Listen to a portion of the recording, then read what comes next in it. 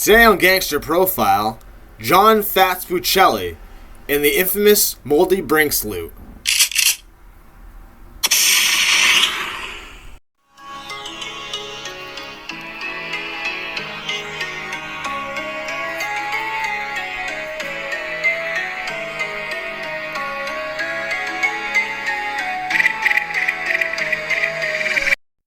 John Fats Buccelli, a man that little is known about, but who had connections with some of the biggest mobsters up and down the East Coast. Buccelli had Don Raymond Patriarca's ear and was linked to New York boss Frank Costello and Philadelphia heroin kingpin Jewish mob boss Harry Stromberg, aka Nick Rosen. Buccelli was born in the city of Quincy, just south of Boston, in 1918. He would end up in the Charles Street Jail in 1938 at the age of 20, and this is where he met an up-and-coming mobster named Raymond Patriarca. He was then sentenced in 1940 for an armed robbery in Roxbury and was sentenced to 5 to 7 years in prison. No doubt he spent the time making more underworld connections. That's what most people do in prison. They don't reform. Criminal justice experts haven't seemed to crack this egg yet. Maybe a couple more centuries of trial and error will do. We'll just have to see. I've read that Buccelli was a top lieutenant and ran horse race betting for Patriarca, but I don't think that's accurate. I believe he wasn't even a made man. He was an independent operator who had connections to some of the biggest underworld figures of the day. He was close partners with Boston's most treacherous underworld figure, Edward Wimpy Bennett. They owned B&P Construction, a small company, and shared an office on 617 Tremont Street in Boston's South End. The building was owned by Wimpy, but he sold it to a man named John Hindio.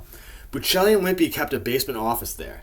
That is where the first of two infamous crimes that involved Buccelli occurred. A man named Jordan Perry was arrested in Baltimore at an arcade after he passed a sticky, suspicious-looking $10 bill.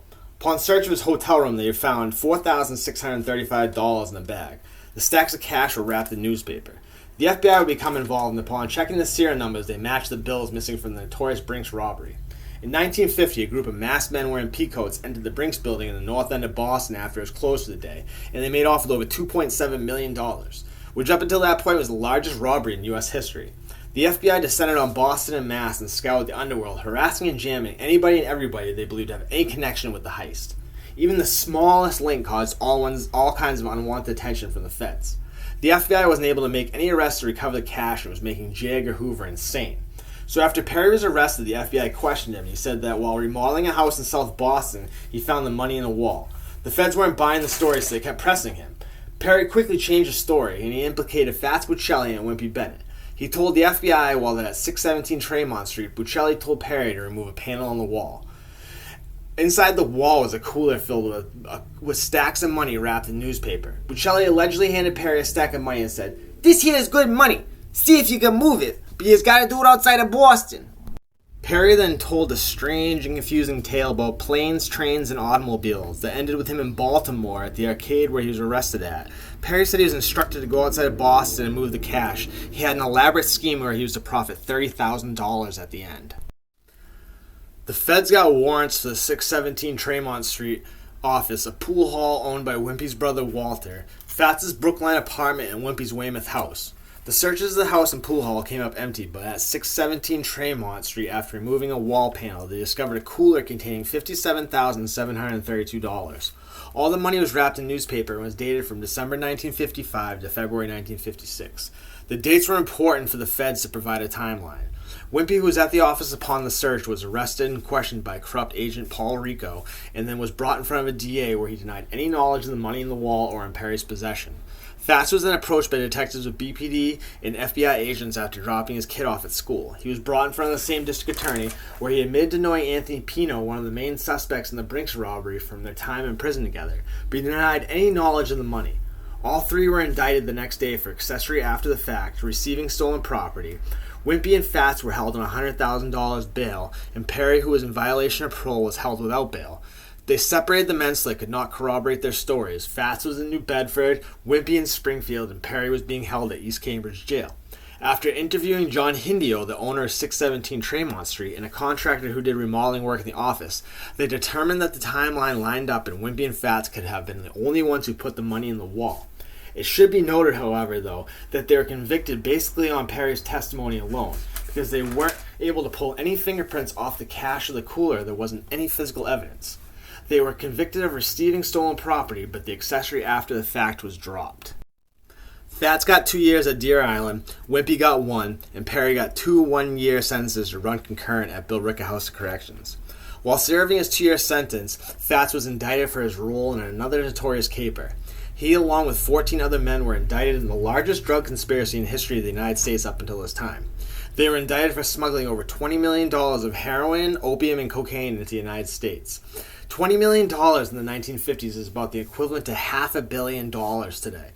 Buccelli clearly had connections being partnered with Wimpy. He regularly spoke to Raymond on the phone, but apparently his grasp reached to the highest echelons of organized crime.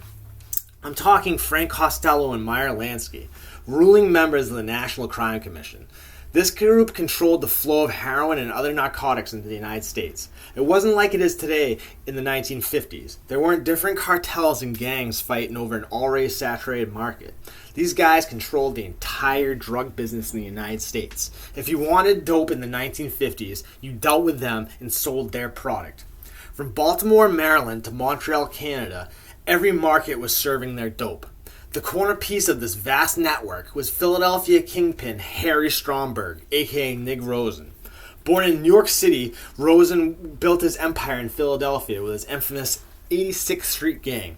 He had connections going all the way back to Prohibition, where he had close working relationships with other Jewish godfathers, Meyer Lansky, Lepke Buchalter of Murder Inc., and Italian mafioso Lucky Luciano, Frank Costello, and Vito Genovese. That's basically a Cooperstown all-star team of mobsters right there.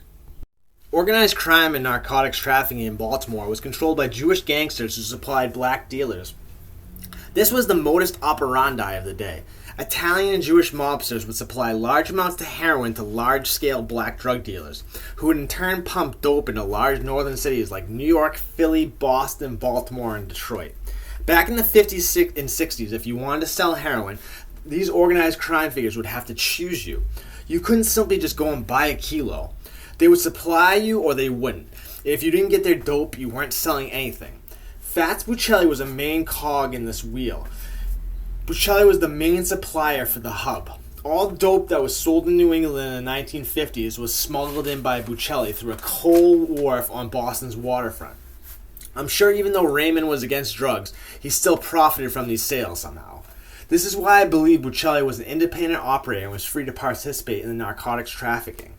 This was the largest bust at the time for the newly formed Federal Bureau of Narcotics, and it seriously disrupted the flow of drugs into the United States. Buccelli received the maximum 5-year sentence that the other top conspirators also received, showing how important his role in the conspiracy was. Through some legal maneuvering, after Buccelli's 2-year sentence at Deer Island, he was able to stay out of prison while trying to appeal his 5-year prison sentence. At this point, though, Buccelli was in hot water with some very dangerous people. While he was in jail, his associates on the west side of New York lost an $80,000 shipment of raw opium. Even though he didn't personally lose it, he was still responsible for the money. Buccelli drove to New York City with his ex-wife, a friend, and their child.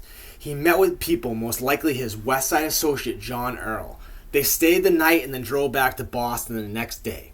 Fats was clearly trying to straighten out a problem and most likely was using his ex-wife and friend's child as a cover, thinking nobody would kill him in front of them or hurt them. Well, little to Buccelli's knowledge, Vito Genovese had already made up his mind that all parties involved must be eliminated. Fats' associate John Earl, a member of the West Side gang, the Jets, seriously, who was once a favorite of Genovese, had dramatically lost face and was now had a green light on him. This whole mess wasn't even Earl's fault either.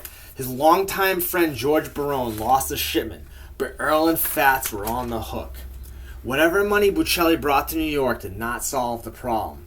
Later that day, John Earl was gunned down in broad daylight in front of a cafeteria right on the street. The killer was said to be notorious mafia hitman Harold K.O. Konigsberg, who is described as the most dangerous uncaged killer on the West Coast, an animal on the mafia's leash. Arriving in Boston later that day, Buccelli would have had not known yet about Earl's brazen daytime murder. After eating dinner at a friend's house in Tewksbury, Fats' car was seen parked in Boston's theater district, on the border of the combat zone. He was probably meeting someone trying to raise more cash. This would have given K.O. Konigsberger enough time to travel from New York to Boston. After he got back into his car while driving slowly down Tremont Street, he was shot twice in the back of the head. The police found his body slumped over in the driver's seat of his car, not far from the Tremont Street office he was arrested at. Clearly, he had been put in the car at gunpoint and then shot in the back of the head after he slowly pulled away from the curb. Coelho was the best suspect, although Boston police never made an arrest. Fats is noted as being the 8th victim of the Brinks robbery, since everyone who was involved in the robbery turned on each other and was murdered one by one. But that's not why Fats Buccelli was killed. He was killed by mafia hitman K.O. Konigsberg on orders from someone in the Genovese crime family over a lost shipment of drugs. And this marks the end of a mysterious gangster from Boston, who, although not well known by the public, had connections that reached to the highest levels of organized crime, and was responsible for the entire heroin flow into the New England through the 1950s. If you like this video, hit that button and get subscribed up. Keep leaving me comments, I appreciate them so much. And hit that like button. But most of all, take good care of yourself and have a great day.